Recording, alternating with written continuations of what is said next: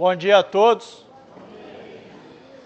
Que a graça e a paz do nosso Deus seja sobre a sua vida e sobre a sua família.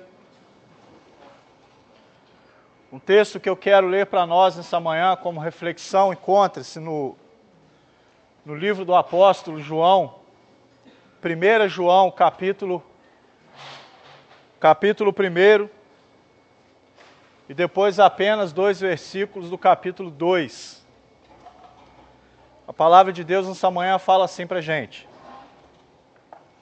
se dissermos que não temos pecado, enganamo-nos a nós mesmos, e não há verdade em nós. Se confessarmos os nossos pecados, Ele é fiel e justo para nos perdoar os pecados e nos purificar de toda a injustiça. Se dissermos que não pecamos, fazemo-lo mentiroso, e a sua palavra não está em nós. Meus filhinhos, estas coisas vos escrevo para que não pequeis. E se alguém pecar, temos um advogado para com o Pai, Jesus Cristo, o justo. E Ele é a propiciação pelos nossos pecados, e não somente pelos nossos, mas também pelos de todo o mundo. Palavra do Senhor. Se a gente parar para olhar para essa narrativa de João, em primeiro lugar, a gente vai perceber que o livro de 1 João ele vai tratar de questões básicas sobre a vida cristã. Ele vai tratar de situações que nos levam a refletir sobre a questão de termos a obrigação, a necessidade de amarmos uns aos outros. 1 João trata disso. Mas se nós olharmos mais profundamente para essa parte final do capítulo 1 e para o início do 2, exatamente o texto que eu acabei de ler, a gente percebe aqui que o apóstolo está falando a respeito do pecado, da importância da confissão dos pecados. Mas algo mais importante do que confessar algo, é você, em primeiro lugar, reconhecer aquilo que você deseja confessar. Porque não adianta nada eu somente abrir a minha boca, pedir perdão para alguém, falar, enfim. Se no meu interior eu não tiver a convicção de que de fato eu preciso reconhecer o meu erro. E aqui no caso o texto trata o erro para nós como sendo pecado. E João ele vai dar exemplo de 3 tipos de pessoas. No primeiro momento ele fala aquela pessoa que diz não ter pecado. Falar isso já é um pecado.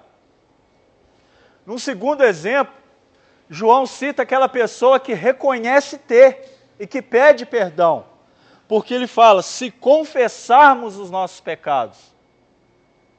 E no terceiro exemplo, João fala de uma pessoa que não reconhece ter, e pior, bate o pé afirmando que não tem. E a pessoa que age dessa forma, ele acaba levando para a pessoa de Cristo a situação de que o Senhor é mentiroso. E aí a palavra nos exorta da necessidade de confessarmos os nossos pecados. Porque todos nós pecamos. A palavra diz, todo ser humano pecou. E por causa disso foi destituído da glória de Deus. Todos nós pecamos, todos nós temos pecado. Mas uma coisa sobre o pecado que a Bíblia me ensina é que o pecado na nossa vida ele deve ser um acidente.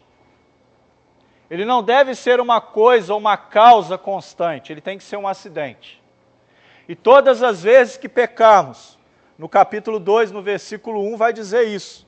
Nós temos um advogado que é justo junto a Deus Pai, e esse advogado se chama Jesus Cristo.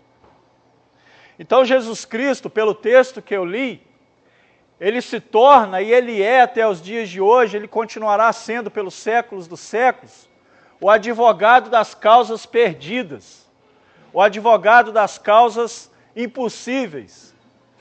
E quando eu falo perdido nessa manhã, eu quero trazer o perdido para a nossa vida. para nós como reflexão. O que seria de nós se não fosse a graça de Deus sobre as nossas vidas? Seríamos perdidos. Está lá em Gênesis, capítulo 1 e também no capítulo 2. Deus nos criou à sua imagem e semelhança. Será que a gente consegue definir o que seja a imagem e semelhança de Deus?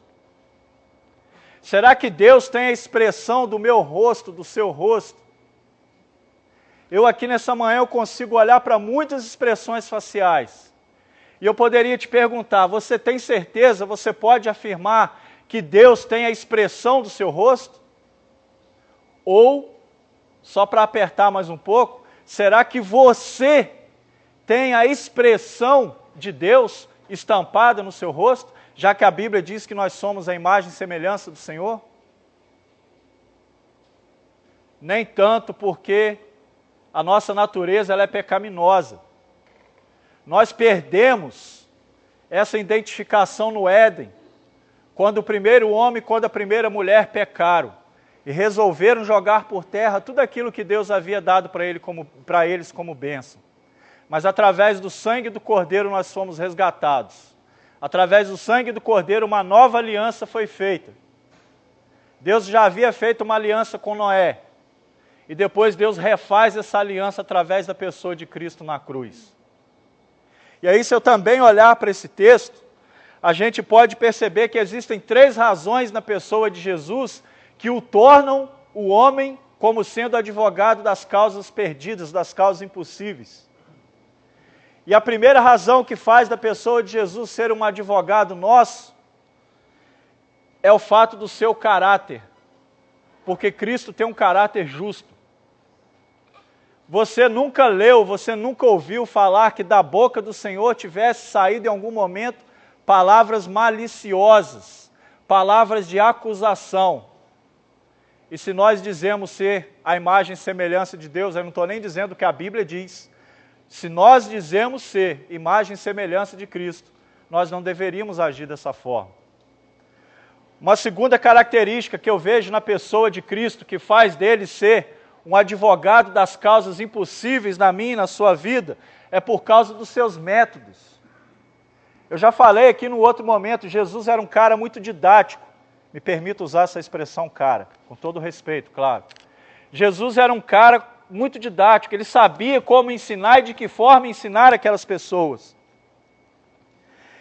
E uma coisa importante que eu queria dizer para você nessa manhã, eu gostaria que você gravasse isso no seu coração. Jesus, como um advogado justo que é, ele não veio a esse mundo para caminhar do seu lado. Ele não veio para caminhar do seu lado. Ele veio para estar no seu lugar, para ser o seu substituto. Jesus, ele não veio a esse mundo para defender a sua, entre aspas, inocência como advogado. O papel do advogado é defender o seu cliente. E defender a todo custo mesmo. Por mais que ele seja culpado, o papel do advogado é fazer com que ele se torne inocente. Mas eu não quero entrar no mérito da questão. O papel do Senhor como justo advogado nosso não é defender aquilo que julgamos ter sobre as nossas vidas como sendo inocência. Não. Ele não veio para defender a sua inocência. Ele veio para assumir a sua culpa. E será que nós reconhecemos isso através do sacrifício dele na cruz? Eu já venho falando sobre isso daqui há 2 meses. Será que nós reconhecemos isso? Será que nós reconhecemos esse sacrifício de Cristo na cruz por nós? E uma terceira característica que eu vejo na pessoa de Jesus, que faz com que ele se torne um advogado justo nosso, é pela eficácia do seu trabalho. O que eu quero dizer com isso? Para esse advogado justo chamado Jesus, não existe causa impossível. Não existe causa. Para esse advogado, não existe causa que não possa ser ganha. Se você tiver esse advogado na sua vida, meu querido e minha querida, não há nada que possa te impedir. As dificuldades vão vir. Não estou dizendo que elas não virão. Até porque o próprio Senhor disse, né? No mundo tereis aflições. Mas tem de bom ânimo, porque se ele venceu, nós também somos capazes de vencer. Palavras dele. Mas lá em Jeremias, capítulo 32, 27, você vai ler que Deus fala a respeito disso. O Senhor diz, né? Eis que eu sou o Senhor, o Deus de toda a carne. Por acaso existiria ou poderia existir coisa maravilhosa demais para mim que eu não poderia resolver? Está lá em Jeremias. Então o Senhor é o advogado das causas impossíveis, porque uma vez que colocamos as nossas causas nas mãos do Senhor, a vitória é certa. Se tiver nas mãos dele, a vitória é certa. Não há causa perdida quando entregamos tudo de nós nas mãos do Senhor. E aí eu faço uma pergunta para encerrar aqui. Em que ou em quem você tem confiado a sua vida hoje? Em que ou em quem você tem confiado a sua vida hoje? Para quem ou em quem você tem confiado as suas emoções? Cuidado com isso. Em quem ou para quem você tem confiado as suas emoções? Confie naquele que é único, verdadeiro. Confie naquele que é o único e verdadeiro amigo, aquele que pode resolver a sua causa, Jesus Cristo, o advogado justo. Deus te abençoe no nome de Jesus.